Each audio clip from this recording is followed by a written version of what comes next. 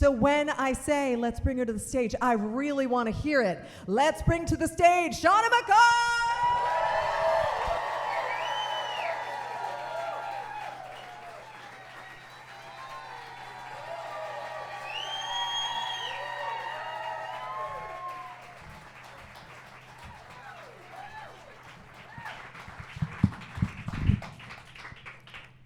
This is surreal.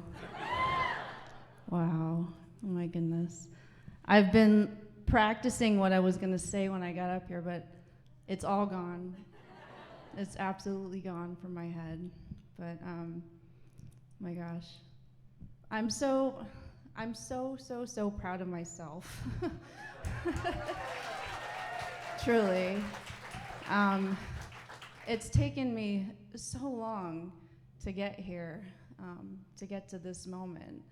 And it's been a really, really tough road, to be honest with you. And you know, when I first released this album, it was April of 2022, so it's been 4 years. I had this very distinct vision of my head of exactly what was gonna happen. And I told the universe that it needed to be this certain way, and if it wasn't that way, then I was just gonna quit because I wasn't meant to do this. And unfortunately, like, I really took that to heart.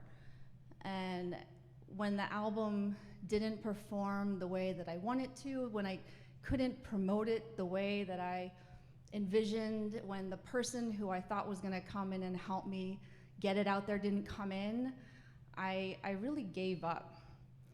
And about 2 years ago, I was ready to quit singing completely. Truly, like it had been such a long, hard road to that point. And fortunately that did not happen. That wasn't the choice that I made. I took a couple months off to get my head straight. And I realized, you know, I really love to sing. And how can I do this in a way that's going to make my soul happy again?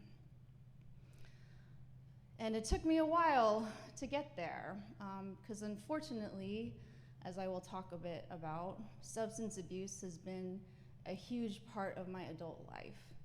And when the album didn't perform the way I wanted it to, I started drinking a lot.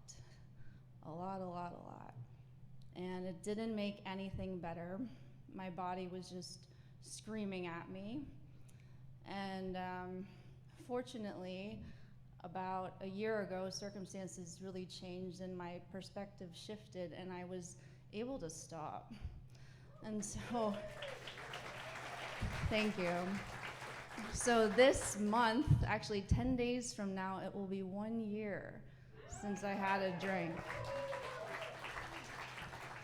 And it's been a really hard year, man. I swear, being sober isn't fun. Like, it really sucks. Like, I don't know how to do it. I'm such an introvert, and I don't do anything besides like watch television and go to the beach. Like, drinking was how I knew to be social and talk to people. And most of the time, like, I don't say anything at all. So if I'm in a social situation and you're like wondering why I'm not saying anything, it's because I'm just so uncomfortable. Like, being sober is really, really, really uncomfortable for me. And I'm getting there, but it's just, man, it's been tough. So wanted to get that little tidbit out of the way, but also start with the fact that I've been doing this for a really, really long time. I know a lot of people look at me and they think like, oh, she's a Maui girl, and I'm not. I grew up in Connecticut, about 45 minutes outside of New York City, and I knew from a really, really, really young age that I wanted to perform and be on stage. And I knew that only because my soul kind of told me that, I guess, and because no one in my family, my immediate family anyway, is musical. I'm an only child, and my father used to say that my mom couldn't carry a tune in a bag, And it's true, and neither could he. Neither of them. They have no rhythm either. It's quite comical. And so no one listened to music in my house when I was growing up. I learned music from movies. And Shirley Temple was introduced to me when I was 5. And my grandfather loved music. And so he liked to sing, but he lived all the way in San Francisco. So I didn't really get to talk to him much about music, but he would send me videotapes of little kids on Star Search. And I was like, I want to do that. I want to be up there. And I begged my parents for tap lessons and piano lessons and voice lessons and acting lessons, every single thing I could do to get me up on stage. I wanted to do it. And I did my first musical when I was 6. I did my first professional musical when I was 7. And unfortunately, I don't really know, oddly, the art of it all became monetized for me at a really, really young age. And even though I really loved it, there was always something about, well, I need to make money doing this. I need to figure out how I'm gonna do this for my career and make money. Like, it wasn't so much about just doing it to have fun. My dad's really good friend was a commercial director, and he had said to my dad, well, you know, if your daughter really wants to do this, like, we should get her into the Screen Actors Guild. And so he put me in one of his commercials when I was 7, and I got my SAG card. Well, I was SAG eligible, but by the time I was 11, I had begged my parents, like, get me an agent, get me out there. I want it all right now, you know? And so I got my SAG card. I had an agent at 11, and funnily enough, I did book the very first job, or the very first audition I went on, which was for an educational video about making good decisions. I didn't take any of that to heart at all. But after that, it was tricky, because back in the 90s, diversity was not honored, you know, on television, and nobody knew what the hell to do with me. Like, I wasn't quite Asian enough. I didn't do martial arts. I didn't speak Chinese, and I wasn't white, obviously. So I didn't really fit into any category. And throughout my career, I've really realized that talent got my foot in the door, but talent never really got me the job. It was about looking the part, being in the right place at the right time, and who I knew. And so I knew that I couldn't control what I looked like, my ethnicity-wise, but I started to hyper-focus on my weight, because that was something that I could control. And I developed an eating disorder pretty young. I was in my teens, and it didn't explode until after college, because I was such a perfectionist and such a good student that when I would starve myself, I couldn't concentrate on anything, you know? So once I was in a position where I didn't have to do homework, it was a lot easier to fall into some really, really, really bad habits. And so we'll get to college. I went to college in California, and I wanted to be in California my whole life, because I heard you got discovered on the street. You know, it was like Charlize Theron got discovered eating ice cream or something like that. And I was absolutely convinced that that was gonna happen to me. And so I went to USC, which is in the ghetto of LA, if anyone, it's been a long time since I've been there, but like, I definitely was not gonna get discovered on the streets of downtown Los Angeles in 2000. And I really didn't want to be in school. I really just wanted to be in LA, but I did fall into being in an a cappella group in college, and that was the very first time that I started to sing pop music. I'd been in choir and done musicals and stuff like that, but I never sang any kind of popular music. I didn't write any music. But with that a cappella group, we recorded an album, and that was the very first time I got to be in a studio, and I was like, wow, this is really cool. So I left college with zero intention to go back, and my parents gave me about they said I could take a 6-month break. And in the first couple months, I still had this agent, but they still didn't know what to do with me. And they really weren't booking like singing jobs or anything. So I got a copy of Backstage Magazine, which was like a casting magazine back in New York. And there was an audition for a Pokemon musical at Radio City Music Hall. So I went to that audition, and they were like, you're not quite right for this, but we're putting together a pop group, and you should go audition for that. And so I went to audition for this Pokemon pop group, and I got in. I was one of 6 teenagers, pretty much, and it was a very diverse group of kids, so I fit right in. But they took our photos, and wow, this is feedbacking, sorry. They took our photos, and it was, after my first year of college, I had gained that freshman 15, and I was so mad and upset with myself in the first place. And then I see those photos, and the first thing that went through my head was, I don't want to be the fat Pokemon singer. And so I started starving myself, and starving yourself is really hard. I don't know if you've ever tried it, but a friend of mine was bulimic, and she taught me how to throw up. And that became my path for quite some time, unfortunately. I lost probably 30 pounds in a couple months, and my producers asked me if I had cancer. And I was like, no, I just look great. Which maybe I thought in my head, but it wasn't really true. I eventually kind of broke down and told my parents what was going on, and I spent quite a few years in and out of treatment centers trying to figure that all out. But unfortunately,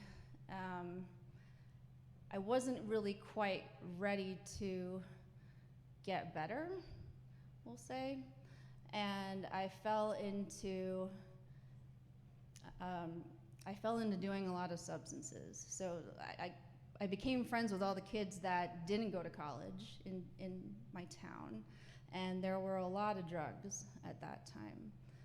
And I got into cocaine. It was one of the only things that kept me from eating and throwing up all day long.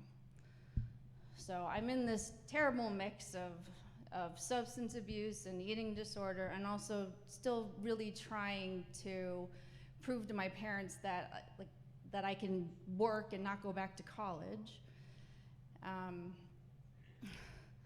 And I kept auditioning, and I ended up, the Pokemon pop group kind of fizzled out, because they put the group together like a year too late, and nobody really cared about Pokemon anymore, so that was unfortunate. But we did record an album. It was a really fun experience. And so I kept auditioning, and I found another audition in that same Backstage magazine. There was a group of producers that were looking for a solo artist. And Michelle Branch was really popular at that time, and I guess I kind of looked like her and kind of sounded like her, so I fit the bill. And they hired me, but they hired me on the basis that I learned how to play guitar. And so this was terrifying, because I grew up playing piano, and so I saw music kind of, in a line like this, and I was never taught chords.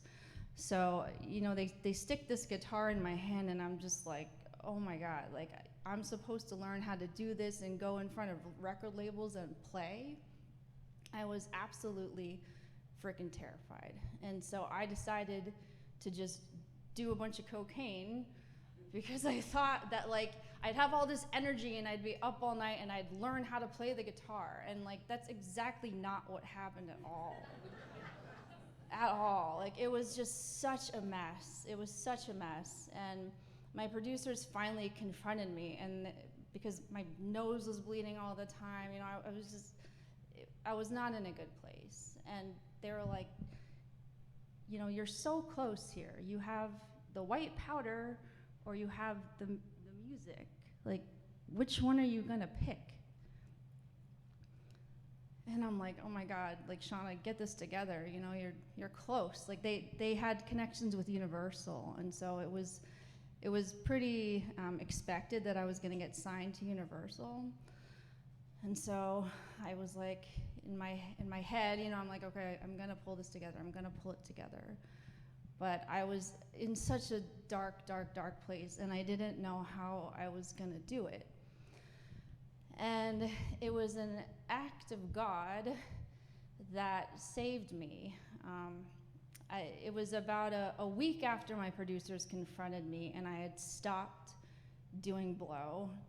I was in my room trying to sleep, and I was having this, I was sleeping. I had this crazy dream that I was up on the roof of my apartment complex, but it wasn't me. Like, it was like my spirit that was up there. And I remember this like really flowy purple dress or thing that was around me. And then all of a sudden I was falling, and I could feel the wind on my face, and then I woke up. And I woke up, and there were 2 cops at my door, and they pretty much bust my door open, got me out on the couch, and told me that my roommate had jumped off the roof of my building and killed himself, landed in the middle of Park Avenue and killed himself. So I'm 20 when this happened. And I didn't know him very well. I found these people on Craigslist, and I was only living there for maybe 2 months when this happened. And, but the shock of it flipped a switch in my head, because I was like, wow, if this had happened a week ago, like, the cops would have like busted in on me doing drugs in my room. How am I gonna explain that one?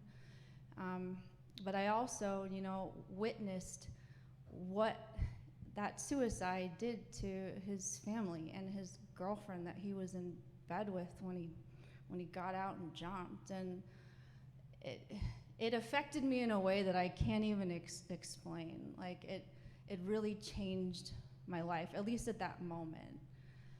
And I decided I was gonna get my shit together, and I was gonna stop the drugs, I was gonna pick up the guitar, and I was gonna learn how to play. And so part of me is like, how did you just say all that, Shauna? Like, why did you just say all that? Thank you. It was a really tough road, I did pick up the guitar, and those guys were the first guys that taught me how to write music. And that's really leading me to this moment and this album. All of the songs on this album I wrote, and I wrote them over like a 20-year period of time, because I stopped many times. There were all these times when I quit and I said, I'm not doing this anymore. But at this point, I'm gonna bring out my band, there are other people here. I'm not just gonna stand here and talk, I promise. Band, here we go.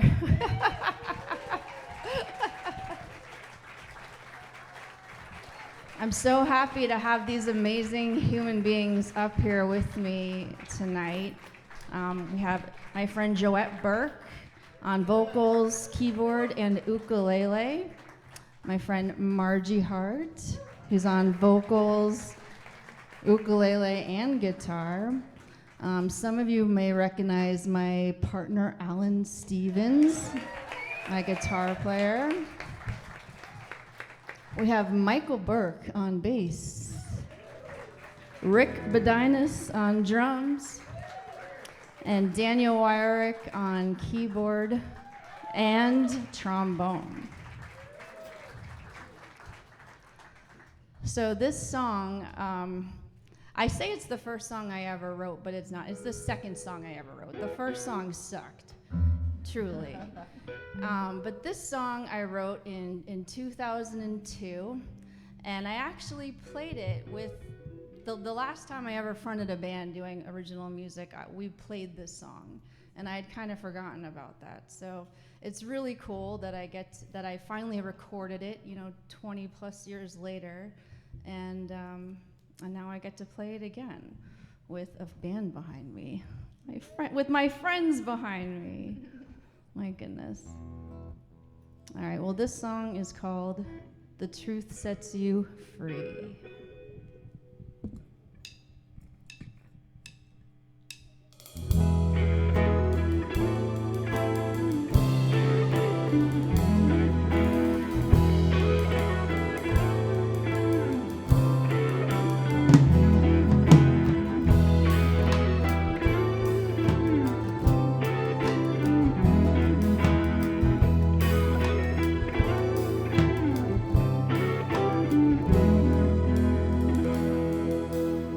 Sit and you stare, but I can tell you're not really there. Say you're hearing me, but what I say is too hard to believe. You're calling me crazy, you're dismissing all I have to say. Blow me off saying my theories are nothing more than conspiracy. Well, I'm reaching out, you don't wanna listen, 'cause you're so content basking in your ignorance. And don't you want more than this matrix that you breathe? If only you would listen, you could see the truth sets you free.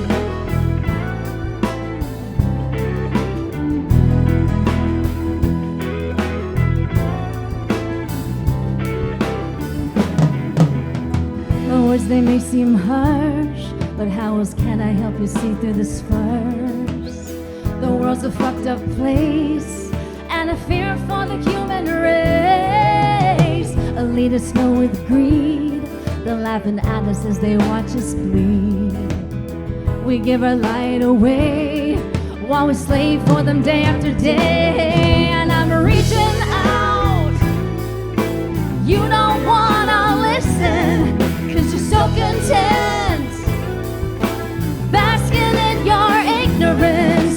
And don't you want more than this matrix that you breathe? If only you would listen, you could see.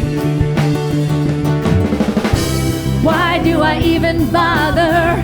Every millisecond this I wonder. Why can't I just let you be living in your fantasy of reality? But you don't wanna listen, 'cause you're so content just basking in your ignorance. Don't you want more than this matrix that you breathe? If only you would listen, you could see the truth sets you free, free. Oh.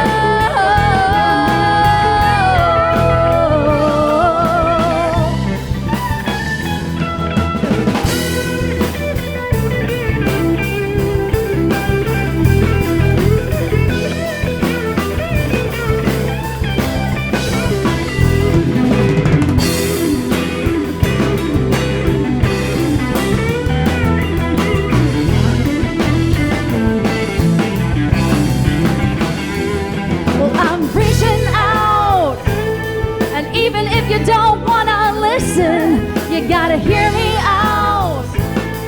All I'm asking is for your mind to open, and maybe you'll see there are lies you were led to believe, and maybe the truth will set you free, like it did for me.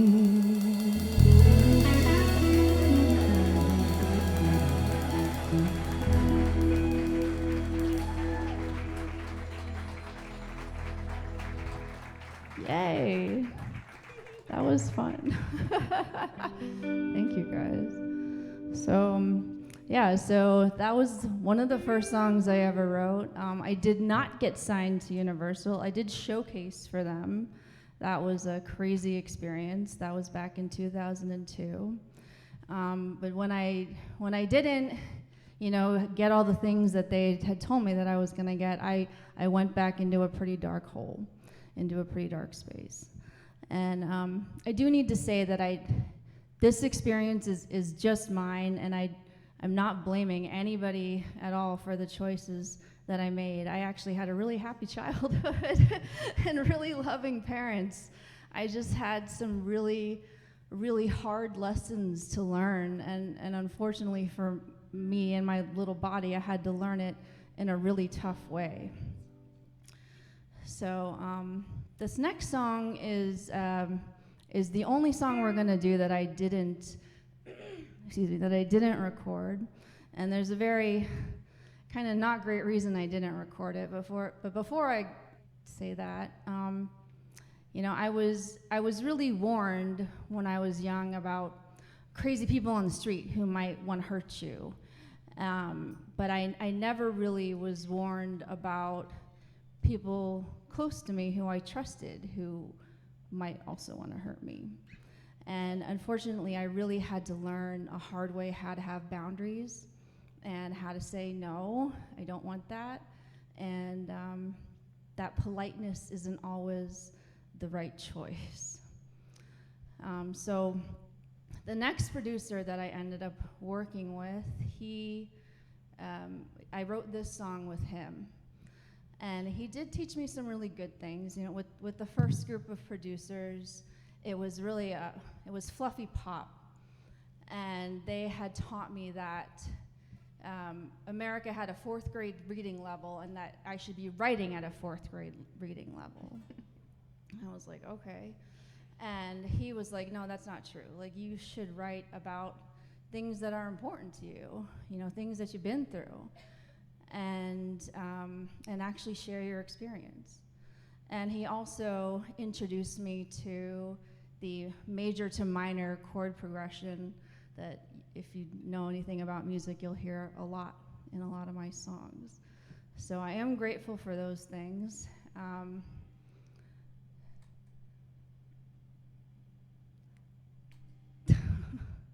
I think we'll just play the song first before I tell the rest of the story here. But this song is I wrote about my addiction, and this song is called Shadows.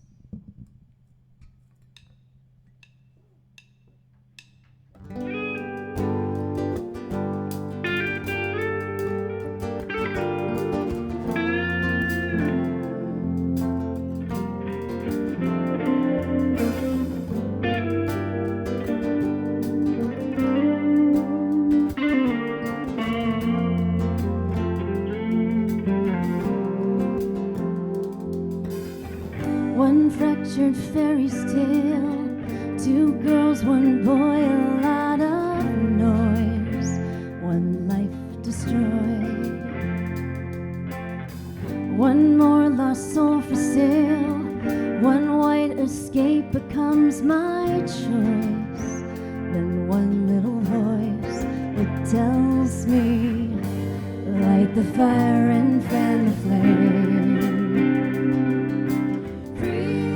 Your shadows as you melt away your shame, and weathered wings fly on through. Rusted strings keep playing their tunes, and colors fade. Beauty paints the day. Don't let your shadows pave the way.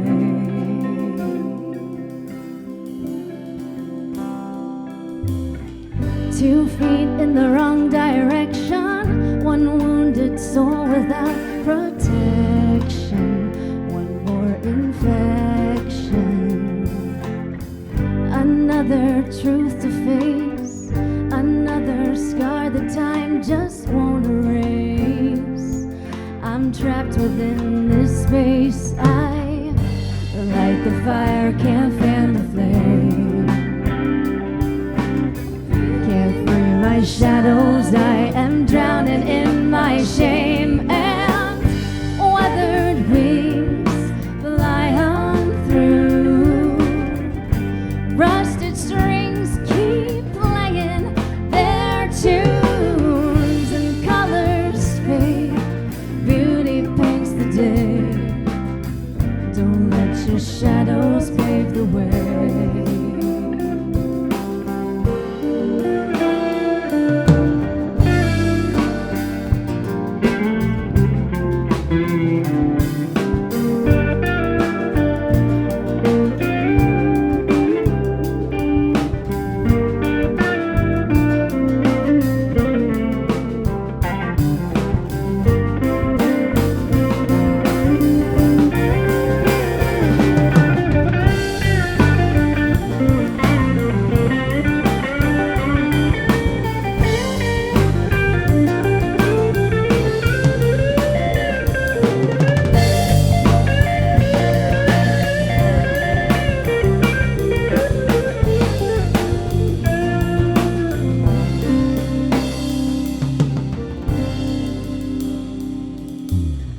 Two ears now open wide, one girl, one pass on to her sides.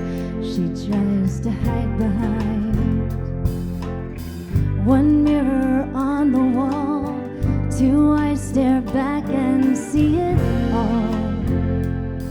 The tears begin to fall. I light the fire, I fan the flame. I free my shadows as I melt away my shame, and weathered wings fly on through. Rusted strings keep playing their tunes, and colors fade, beauty paints the day. Don't let your shadows pave the way. Don't let your shadows pave the way. Don't let your shadows pave the way. Don't let your shadows pave the way. Don't let your shadows pave the way.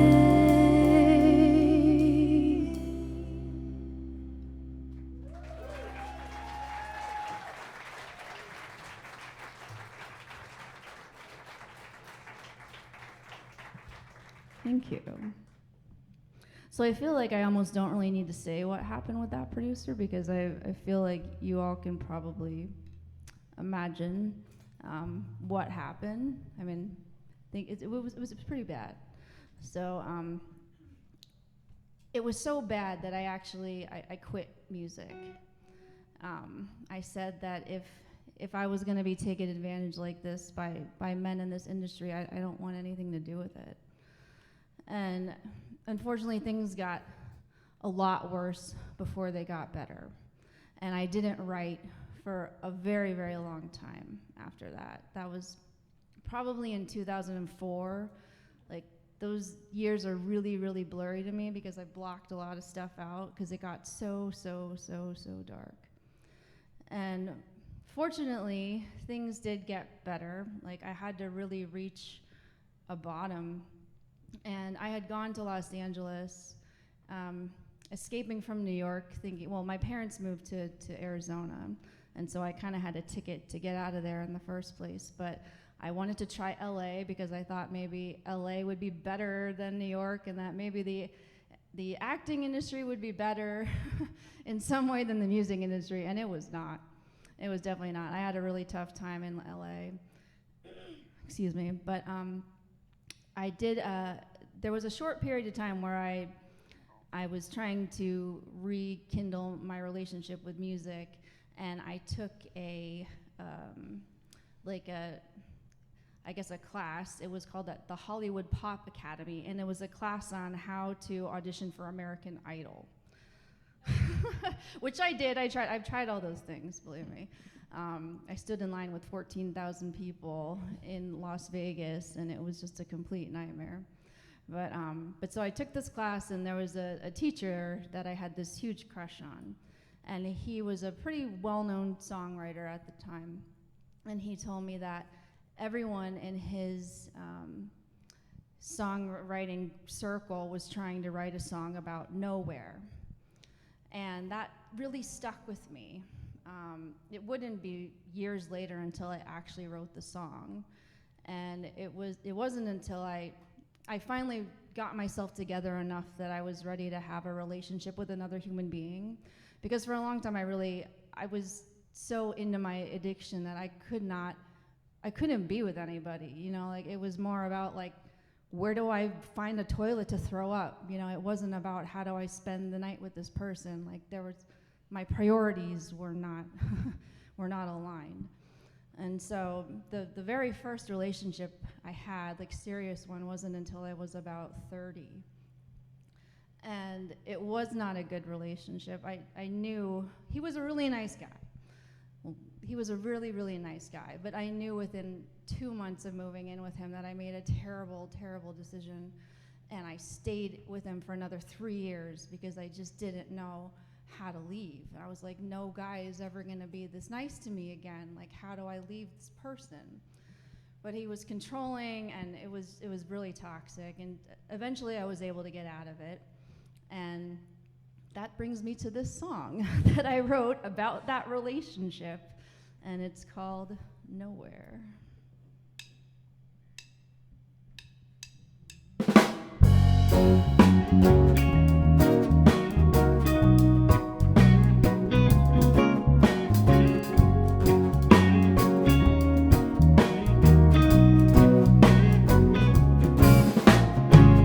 How could I have ever known that we were going nowhere? Driving on this endless road, we pass the signs but we don't stare. On the left I cry, on the right you try, but up is wrong, down ain't right. How could I have been so blind? I can't believe I didn't see the signs on this road to nowhere. I have rode for so long, windows shut with no air. I didn't know I was supposed to breathe. Well, I'm breathing now, so show me how I get back on this road, but only when I know where.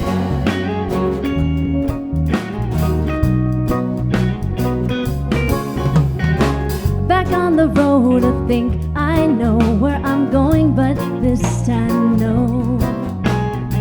Driving too fast, I crash into you. Who are you? Who are you? Will you take me somewhere? Will you lead me back to nowhere? I don't know, but full speed ahead I go on this road to nowhere. I have rode for so long, windows shut with no air. I didn't know I was. Well, I know I'm supposed to be breathing, but I don't know anything else on this road to nowhere. I have rode for so long, windows shut with no air. All I really wanna do is breathe. Well, I'm breathing now, so show me how I get back on this road, but only when I know where.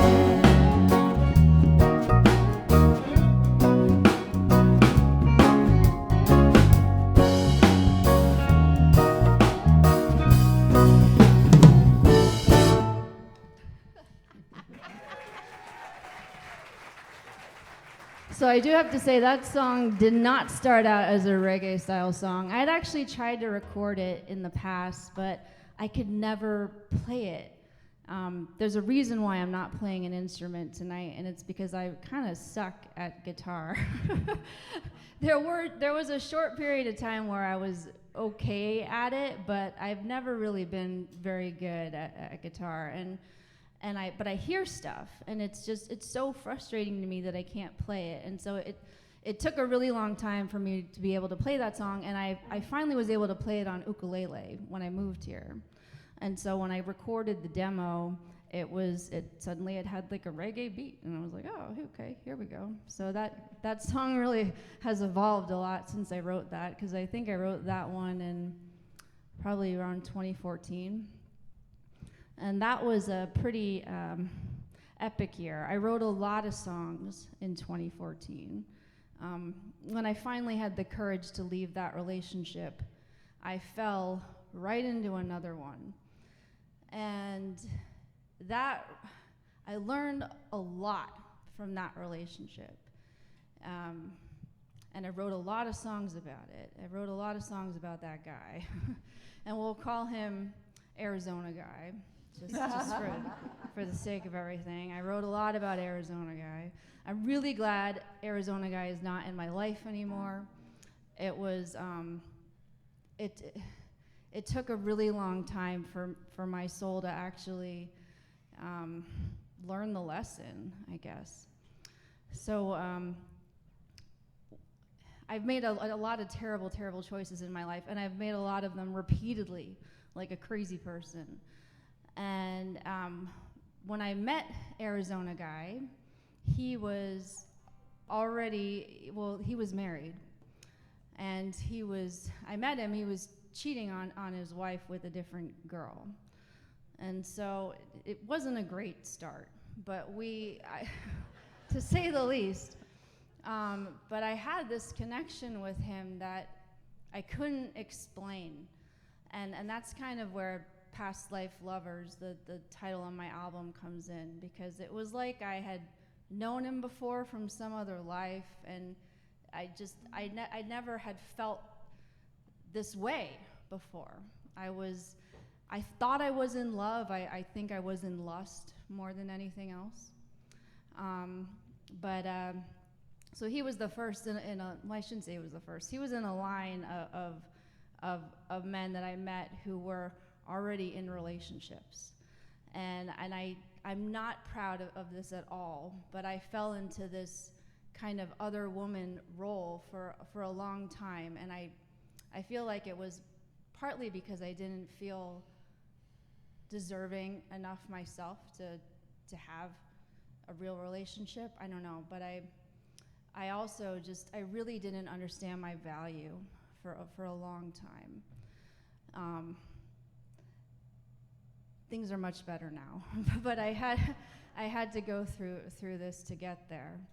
And so this next song, we'll say, with these men, I never really thought very much about the partner they were with, to be honest with you. And in that relationship, I was confronted head on by his partner. And it was one of the scariest experiences I've ever had in my life, because I'm not a fighter.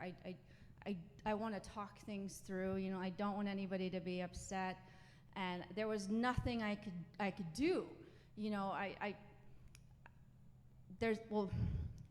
so when I met this guy, he was already cheating, and the song we're gonna play after this is about how I met him, which that's kind of an interesting song, but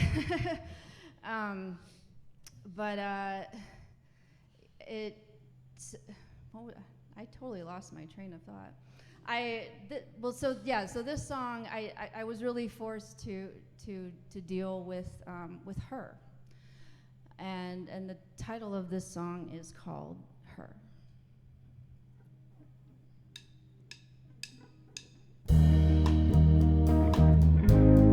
You choose me, you choose me.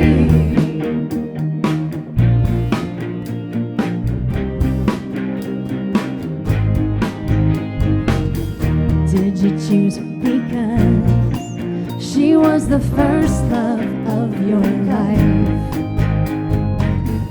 Did you choose her because on paper she's your wife?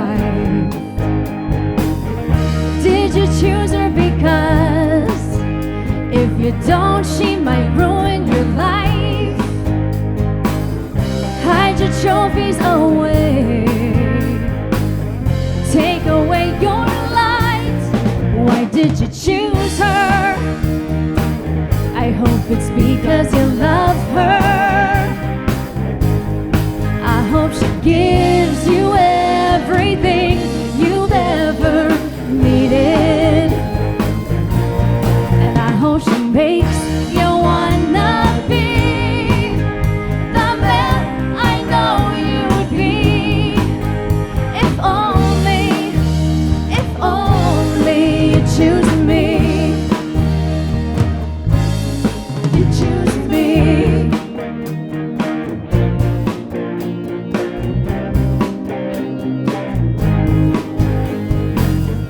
Dear, I want you to know I want no less than the best for you. You might hate me right now, but you'd hate anyone who told you the truth. All is fair in this war of love, and you know we're at war with ourselves. We're at war and I'm falling. I fell, you fell, he fell. Who's standing? Why did you choose her? I hope it's because you love her. I hope she gives you everything you've ever needed. And I hope she makes you wanna be the man I know you'd be. If only, why did you choose her? I hope it's because you love her. And I hope she gives you everything you've ever needed. I hope she makes you wanna be the man I know you'd be. If only you choose me. If only you choose me. If only you choose me.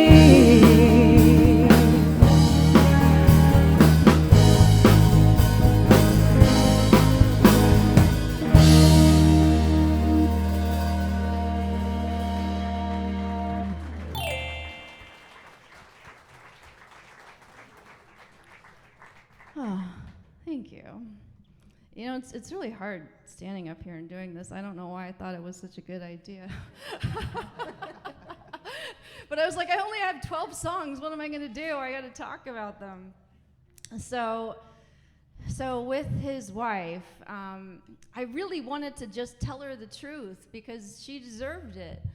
And unfortunately, the guy, he kept lying and lying and lying, and he's like, every time you give her the truth, it's like you're sticking a dagger in my heart, because he was telling some other lie. And so it put me in this really weird place, because like I'm like, why am I in the middle of your relationship? You know, like you're married, shouldn't you be figuring this out? And so it got pretty bad, and after she confronted me, and I kind of just waved my white flag. I was like, I don't know what to do anymore. And I was devastated because I really was in love with this guy, but I knew I had to walk away. I knew they needed to figure out their own stuff, you know, that didn't involve me. But I was crying in my car one night because all I wanted to do was just really tell her what happened, because I thought she deserved it. And I wrote this song. I wrote this song about how I met him. And you know, this song caused me a lot of problems, because I did make a little video of myself singing it, and I put it on YouTube, and she saw it.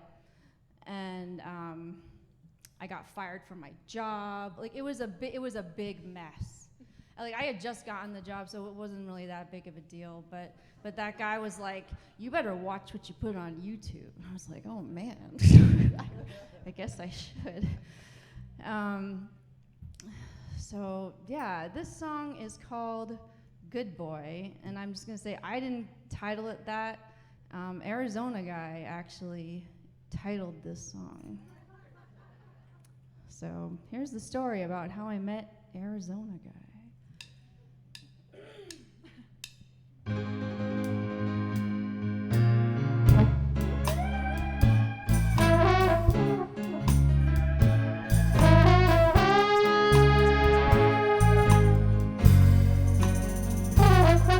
I bet you didn't know I met him in a threesome and I watched him lick another girl's pussy. I bet you didn't know I watched him fuck her slowly and listen to her whisper, baby, baby.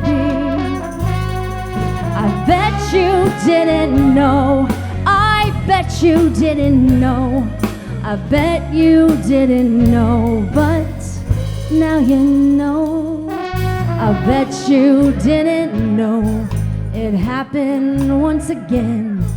It happened right in the spot where you once slept. He looked me in the eyes, made love to me with those eyes.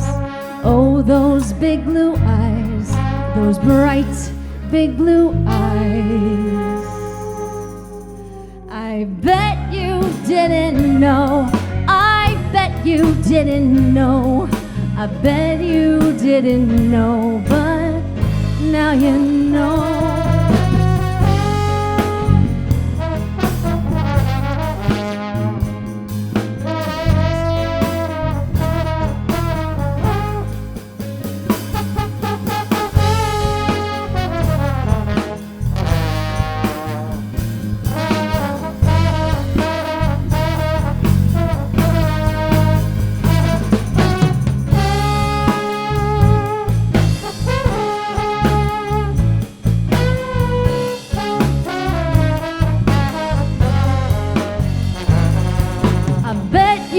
Didn't know, I bet you didn't know, I bet you didn't know, but now you know. Sure, he told me he loved me. Sure, he told me I was the perfect fuck. Sure, he told me he loved my mind, he loved my mind, but he didn't tell me you had no fucking clue. You really didn't know. How could you not know? If you really didn't know, well, now you know.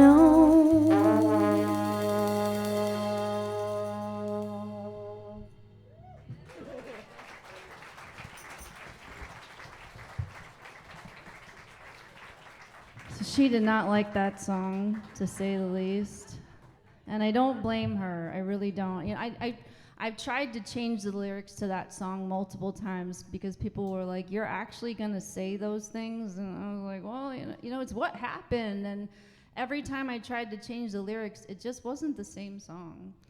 So, yeah, that's why there's that explicit warning on my poster. Because yeah, I kind of went there. So, anyways,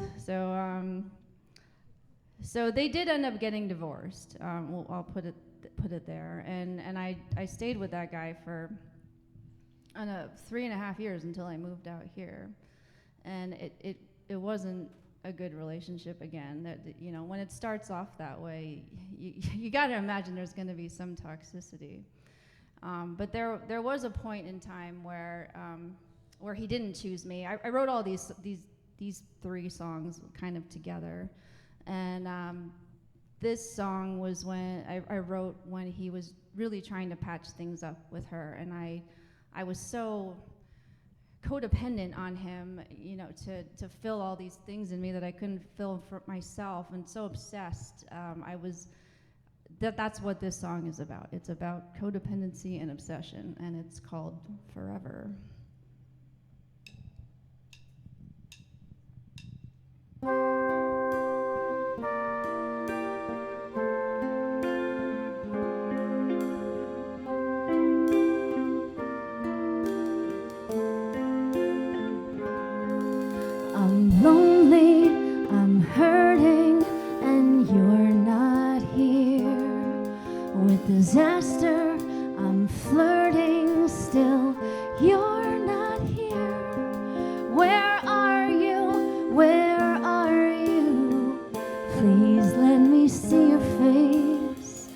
Even if our words can't be exchanged, I just have to see your face.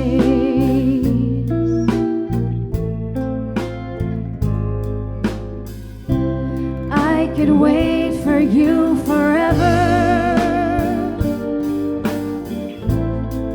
if forever was a day.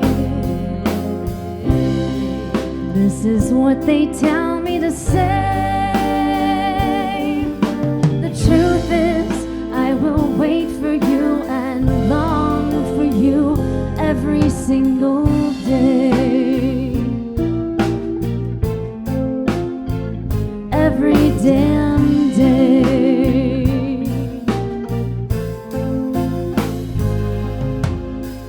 Do you still love me? Do you even miss me?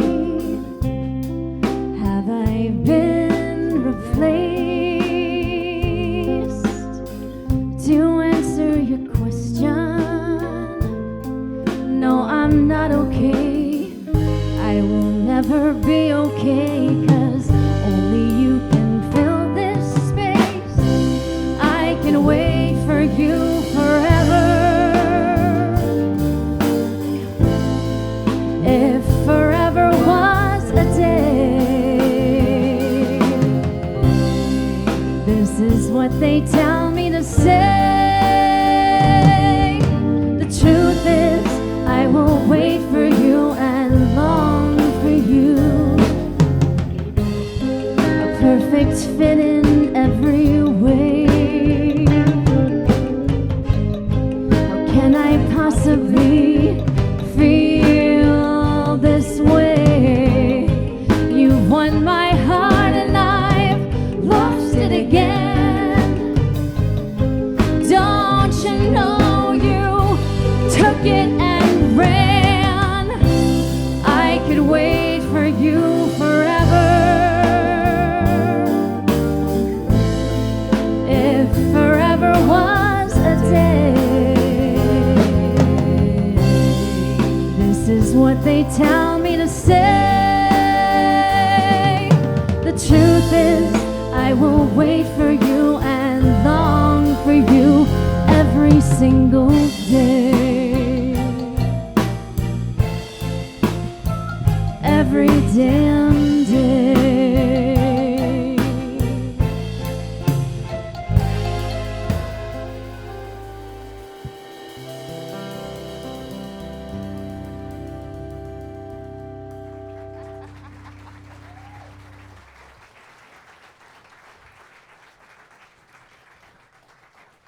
Thank you. So that was the end of the Arizona chapter.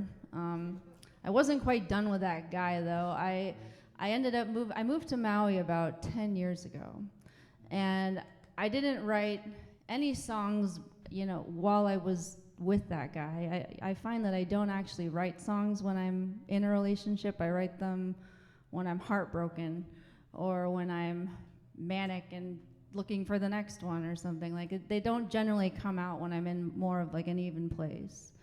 And when I moved out here, I hadn't picked up my guitar in a really long time. But for some reason, I got inspired, and this was the first song that I wrote when I moved here, and this is called Hawaii.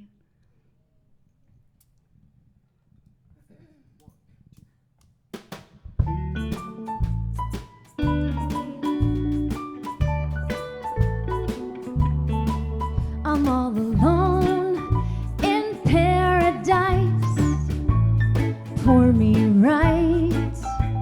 I almost wish you never come, 'cause then I wouldn't know what it'd be like without you. You offered me a life, what did I do? I turned it down to stay and live in a house. But would you know 10 people live here, and I work 2 jobs and I'm still broke. I also hate my job. I wish you were here beside me in the sand, watching the whales and searching the land. I don't want to leave, but I'll tell you the truth. I sure do love Hawaii, but it's so much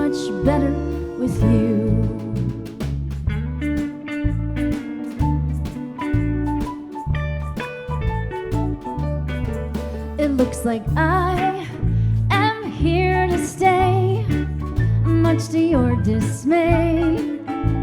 But your life is apparently there, and my life is apparently here, so come what may.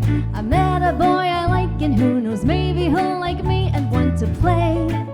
Take me on dates, 'cause in my heart I just can't leave this place. I want someone who wants to stay and surf the waves. I wish you were here beside me in the sand, watching the whales and searching the land.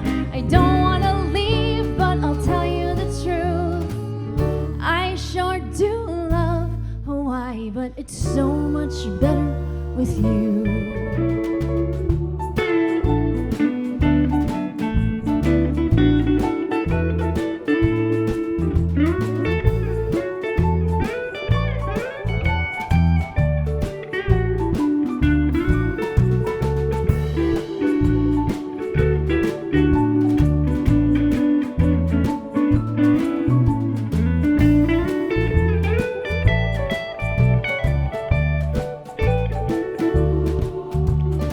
Wish you were here beside me in the sand, watching the whales and searching the land.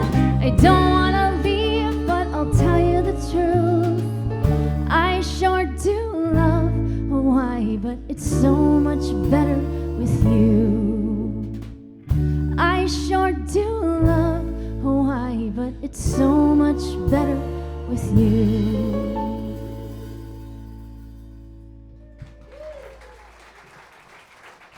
Thank you.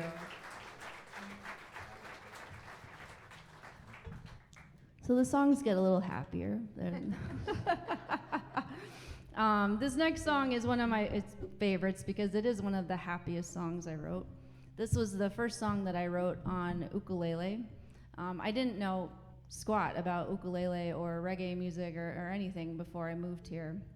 And I had met two local girls on the beach who introduced me to Anuhea, and I thought I really liked her music. And there was this song called Simple Love Song that she wrote that kind of started on ukulele, and that was my inspiration for this song.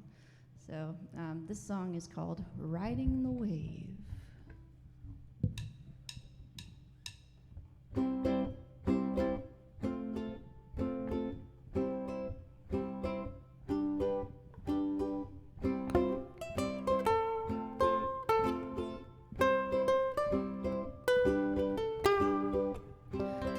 Skies and ocean blue felt like a fairy tale.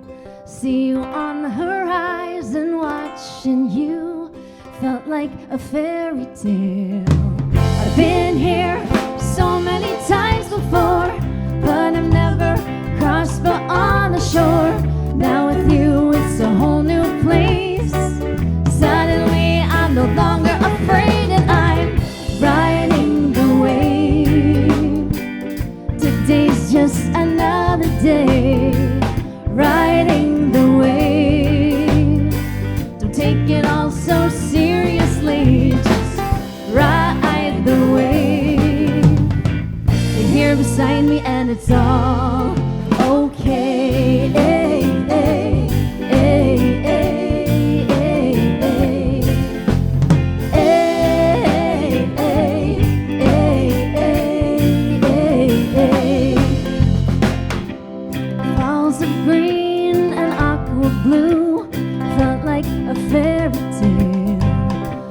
You in the rain, I look through you, and this is my fairy tale. Maybe we've both been here before. Where we'll go from here, I'm not so sure. I'll pretend like I'm not afraid to see if your head or your heart leads the way, and I'm riding the wave. Today's just another day, riding the wave.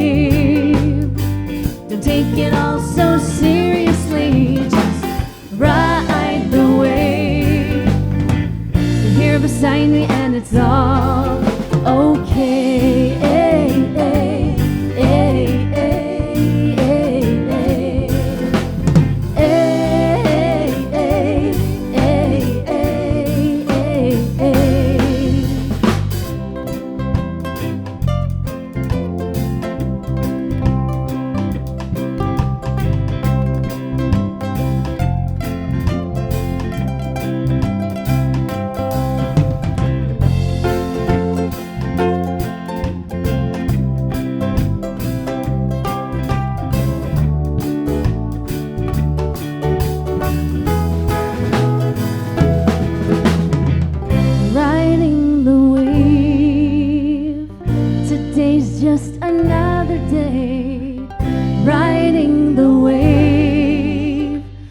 take it all so seriously. Just ride the wave. You're here beside me and it's all okay.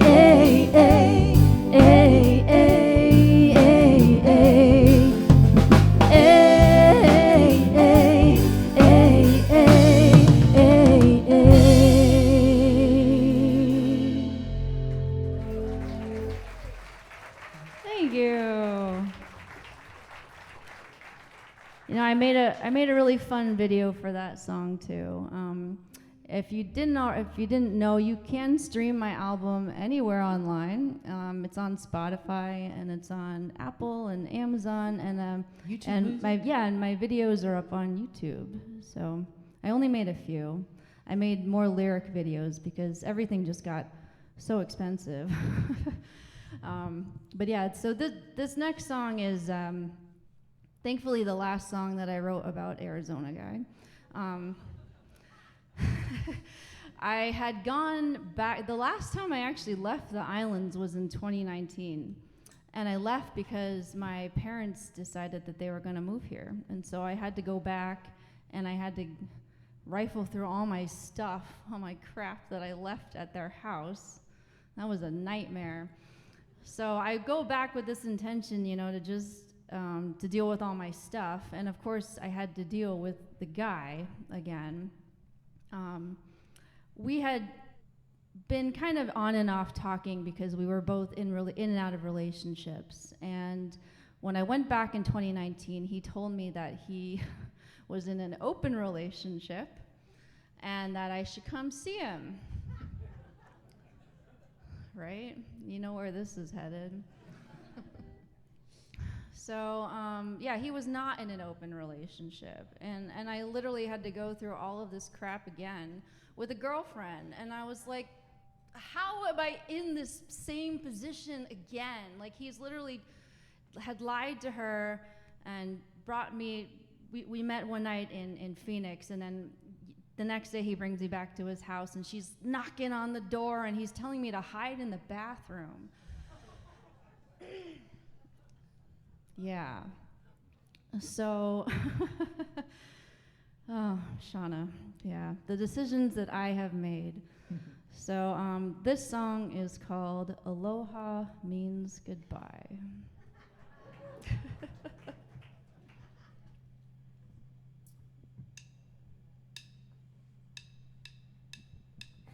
You were my muse, you were my man, but you were never mine till I left you behind. And then you realized I was what you wanted. I don't wanna play this game and learn the same lessons again. I came back here to say I'll always love you, but I love my island more. Did you know that aloha means goodbye?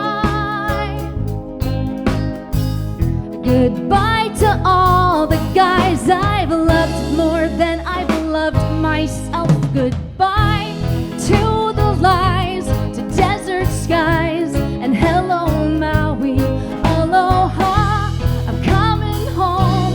Aloha.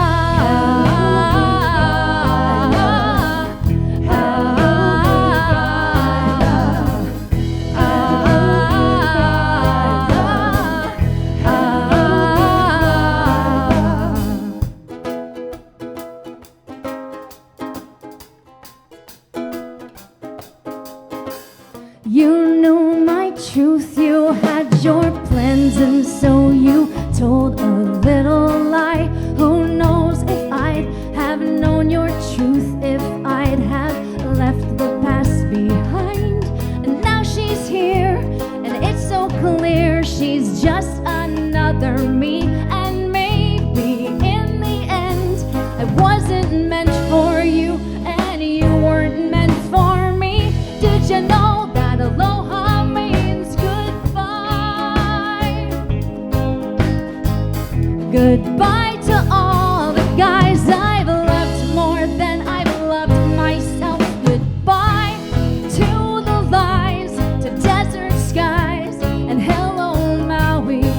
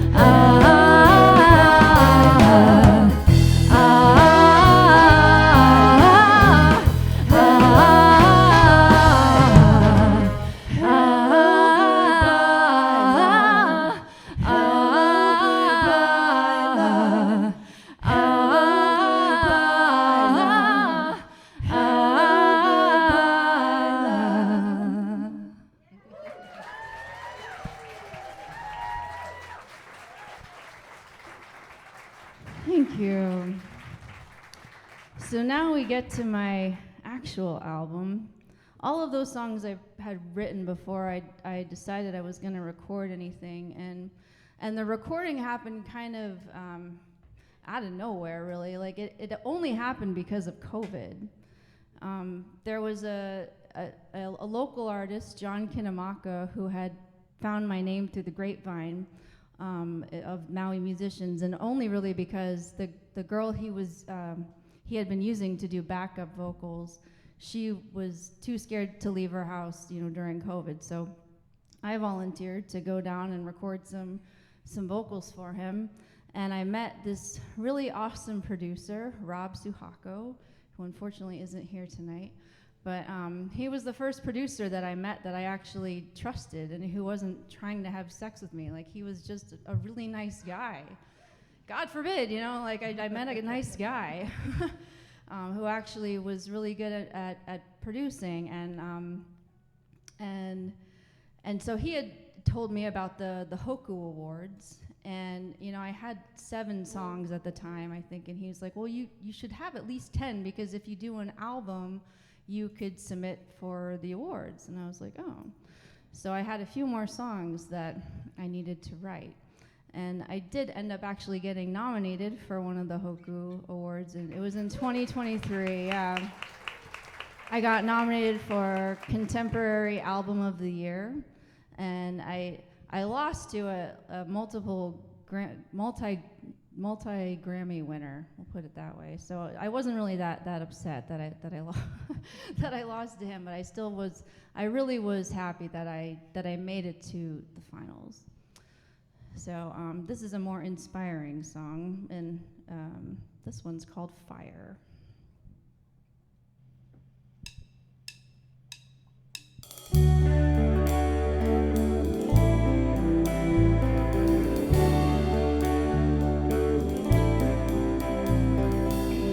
So I'm gonna tell you a story.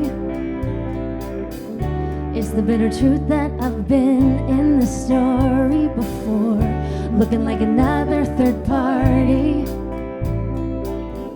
Once again, the one who's led blindly and left on the shore. Once again, giving my heart away. Once again, playing the fool. You think that I would have learned, but everything about you was perfect. What really hurts is that I wasn't worth it to you.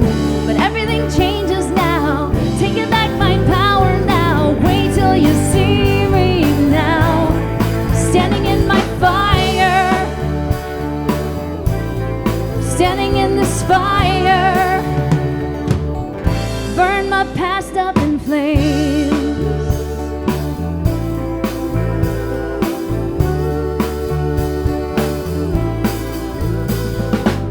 Not really sure why I convinced myself this would be different. Maybe cause this time it's cause I was working for you.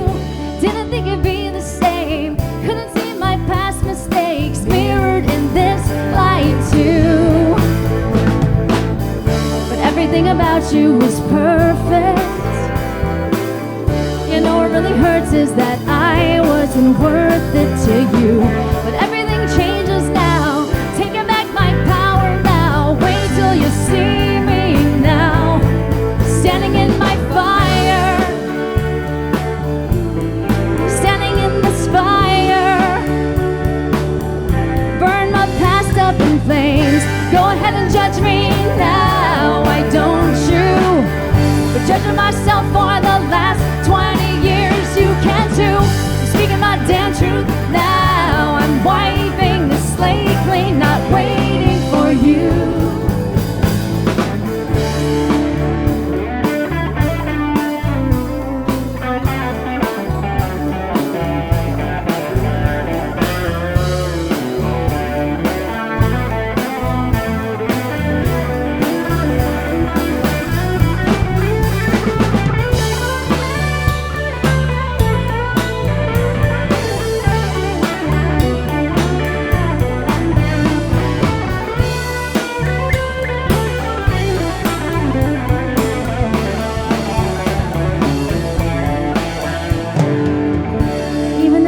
you were perfect.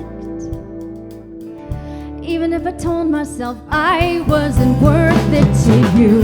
But everything changes now. Taking back my power now. Wait till you see me now. Everything about you was perfect. You know what really hurts is that I wasn't worth it to you. But everything changes now. Taking back my power now. Wait till you see me now. Standing in my fire. Standing in this fire. Burn my past up in flames.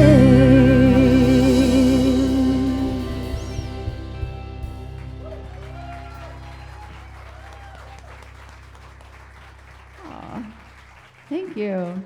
It's so crazy how this is flown by. We're actually like a little bit over here. This next song is one of my favorites on the album. I wrote this on ukulele, and I recorded it with a full band behind me, and it did not sound right. It was kind of crazy how many times I tried to fix it. And I kept hearing in my head just a piano part that wasn't on the recording. And so Rob had suggested that I call his friend Sal Bodinus. And so Sal came in and he played the piano on the track on my album, and he did such a beautiful job. And this turned out to be one of my favorite songs on the album. So this song is called Just a Note.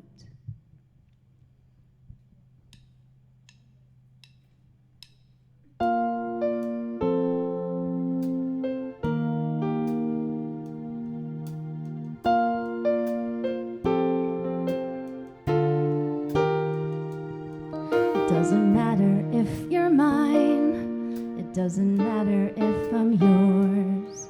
Though my heart may still be crying, I just love you even more. People may say it don't make sense, they say I deserve more. But love like this is surely meant to be shared no matter how it flows, 'cause it's just love to me. Just unknown in this bittersweet symphony of hope. Just love, just a chord, a way to feel a little less alone. Just a note. Just a note.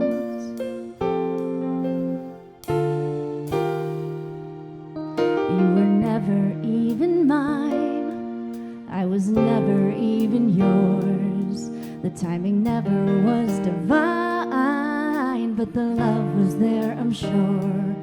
You made me look at myself through a whole new lens, pushed my triggers through the floor, woke my ass up and I couldn't pretend like I deserved to hurt myself anymore.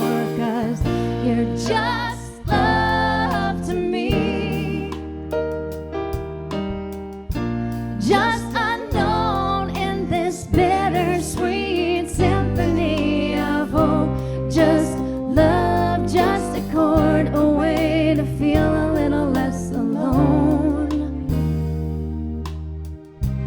Just one star in the sky, just one night passing by. You're always here with me.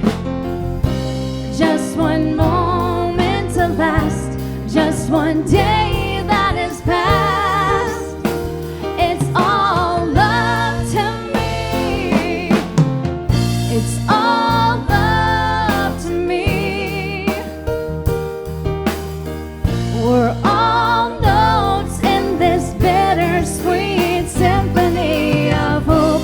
Just love, just a chord, a way to feel a little less alone. Just a note.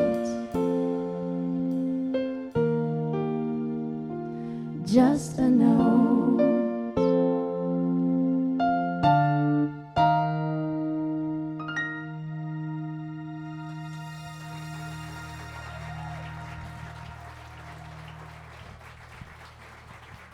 Thank you guys so much for sticking around and listening to my crazy, crazy story.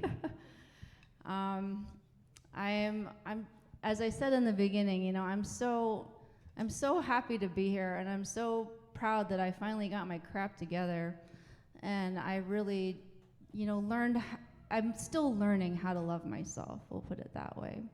But I do have to, you know, thank that guy and all the guys involved in this, because I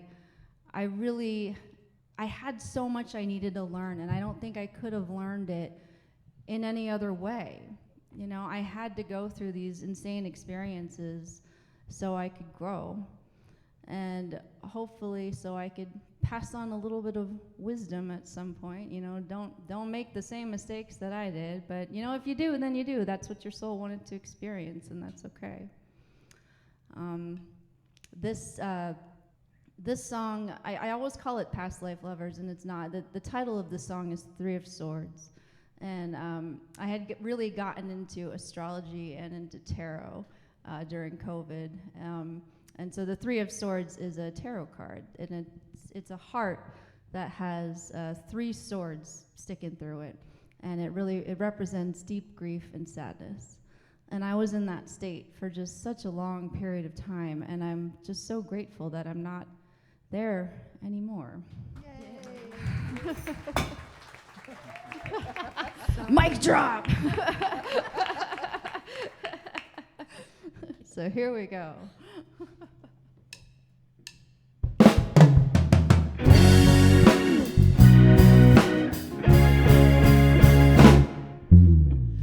Years and you think by now I'd be over this. 3 years and you think 3 times the charm. 3 beers and 3 hits ain't the way to get over this. Sure ain't gonna pull these 3 damn swords out of my heart. The card said we've done this all before, and I'm sure of it.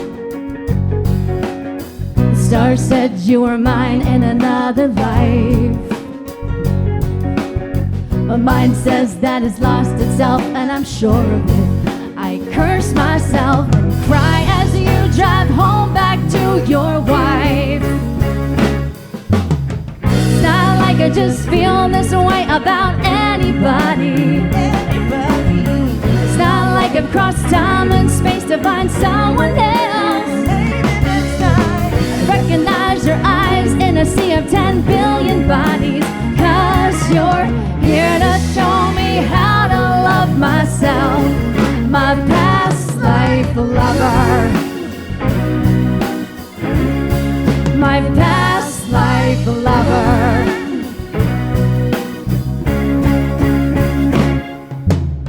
Same song, new verse, once again you're the star of it. Your name has changed, your eyes are another shade. The story's always yours, and I'm playing the same damn part in it. Tell me, will this karmic cycle ever break?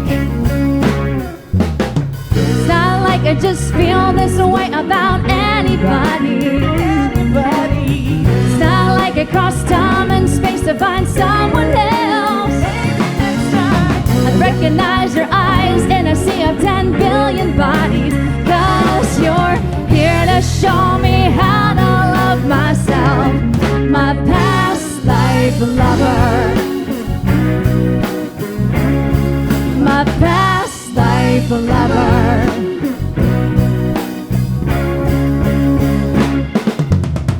Don't know how much longer I can play this game. We start again, it's all just the same. I blame myself for wanting you, I'm drowning in shame. Why did I sign up for this life? I'm fucking sick of this pain. It's not like I just feel this way about anybody. It's not like I cross time and space to find someone else. Recognize your eyes in a sea of 10 billion bodies, 'cause you're here to show me how to love myself. myself, my past life lover.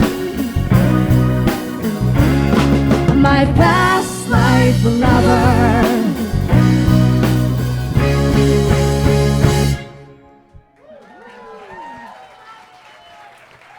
Thank you so much. Thank you so much to all of my friends behind me. Once again, Alan Stevens on guitar, Margie Hart, got Mike Burke on bass, Rick Bodinus on drums, Daniel Weirich on trombone and on keyboard, and Joette Burke.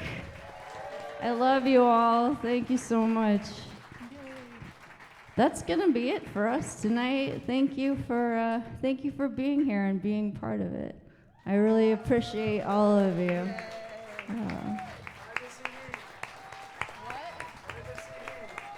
Oh yeah, we have CDs. If you still own a CD player,